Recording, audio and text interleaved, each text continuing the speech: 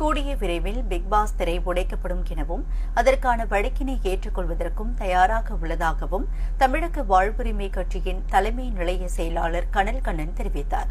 திருச்செங்கோட்டில் 500க்கும் மேற்பட்ட இளைஞர்கள் தமிழக வாழ்வுரிமை கட்சி இளைஞர் அணியில் தங்களை இணைத்துக் கொள்ளும் நிகழ்ச்சியில் கலந்து கொண்டு செய்தியாளர்களிடம் பேசிய அவர் இவ்வாறு தெரிவித்தார்.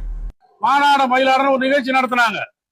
அதை கலைஞர்கிட்ட போய் நேரா பேசி அங்க என்ன மாநாடுல மயிலாடுல கலைஞர் அவர்களே, முத்தமிழறிஞர் டாக்டர் கலைஞர் அவர்களே, உங்க நியூஸ்ல உங்க தொலைக்காட்சியில் வருது.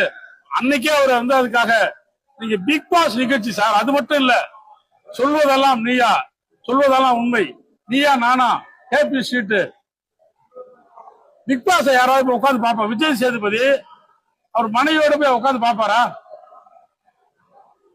விஜய் சேதுபதி உட்காருவாரு? இதெல்லாம் பிஜேபியுடைய அஜெண்டா சார். பேக் வெட்டிங், போலி திருமணம், யாரோ ஒரு பையன் யாரோ ஒரு பொண்ணு அவங்களுக்கு திருமணம் செஞ்சு அவங்களுக்கு முதலுறவு காட்சி. இது என்ன தமிழ்நாடுல? எவ்வளவு பெரிய, ஏதாவது எதை வேணாலும் சொல்லாங்க வந்துட்டான் பிஜேபியினுடைய அஜெண்டா அதெல்லாம்.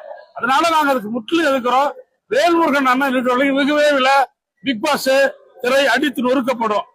அது தமிழக வாழ்க்கை வழக்கேற்பதற்கு தயாரா இருக்கிறாங்க. நிறுத்தம் கண்டிப்பா நடக்கும்.